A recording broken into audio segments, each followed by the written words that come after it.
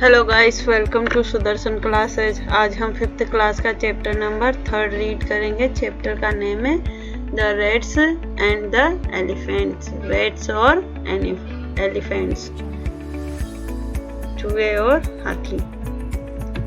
ये आपको कुछ क्वेश्चन दिए गए ये आपके बारे में, तो आप इसको रीड करके सॉल्व कर लें। लेट्स रीड, स्टार्ट करते हैं।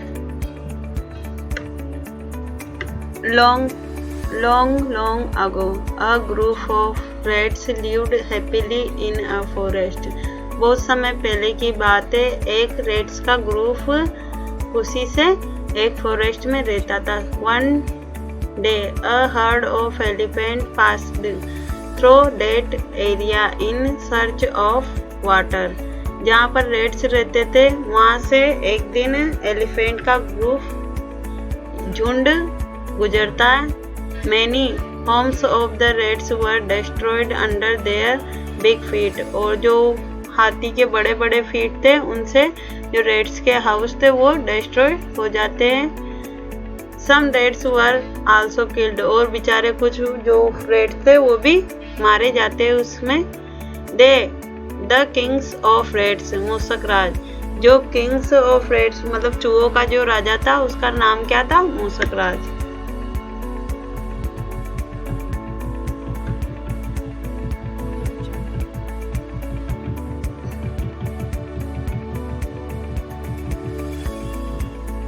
क्या करता है? Band to the king of elephant. वो क्या करता है? मूसक राज एलिफेंट के राजा के पास जाता है, मतलब हाथियों के राजा के पास जाता है। उसका नेम है गजराज।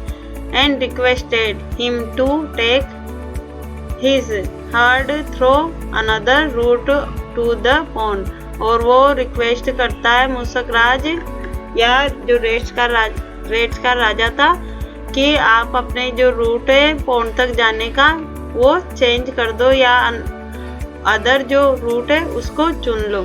ही accept the request and told the elephant to take the other way without disturbing the rats. और वो क्या करता है? एलिफेंट उसकी रिक्वेस्ट होती है, उससे एक्सेप्ट कर लेता है, मतलब मान लेता है कि हाँ हम अपना रास्ता चेंज कर लेंगे। तो वो अदर एलिफेंट से बोलता है कि आप लोग बिना रेट्स को डिस्टर्ब किए हुए पॉन्ड तक दूसरे रास्ते से जाना। मूसक राज वाज वेरी हैप्पी। मूसक राज बहुत खुश हो जाता है ये देखकर। And please with the Giriraj. और गिरिराज से निवेदन करता है। He thanked him. और वो जो मूसक राज होता है उसको थैंक यू बोलता है। एंड प्रोमिस्ड करता है, वादा करता है डेट की the rats would always be ready to help the elephants if they needed. और वो बोलता है मूसक राज की जो रेट्स है चूहे हमेशा आपकी मदद में हाजिर रहेंगे जब आपको हमारी जरूरत पड़ेगी।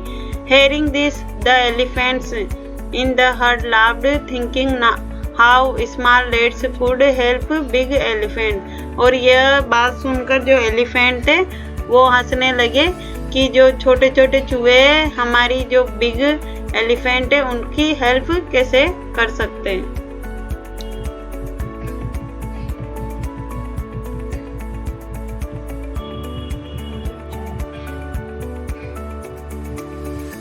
आफ्टर अ फ्यू मंथ, कुछ महीनों बाद,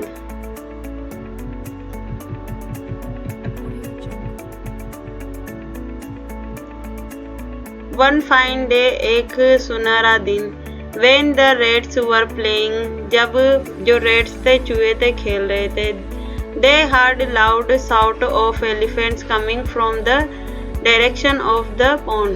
उन्होंने एक ऊंची आवाज सुनी, शाउटिंग चिल्लाते हुए एलिफेंट जहाँ पर पॉन्ड से वो आवाज पॉन्ड से आ रही थी एलिफेंट्स की। मूसक राज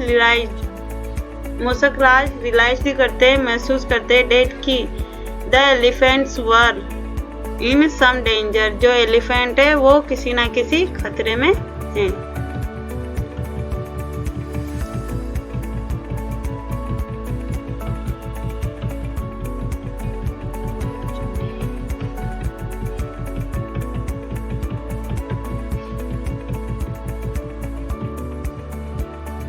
He asked some of the strong rats in his group to come along and went in the direction of dead the sound. और वो जो मूसक राज होता है वो सबसे ज़्यादा स्ट्रॉन्ग रेड से पूछता है और उसको अपने साथ चलने को बोलता है जहाँ से वो आवाज़ आ रही थी. नियर द पॉन्ड के पास they saw the elephants cage in the traps keeped by some hunters. और वो क्या देखते हैं, पॉन्ड के पास जो एलिफेंट होते हैं उनको पकड़ लिया गया है हंटरों मतलब शिकारियों के द्वारा एक जाल में.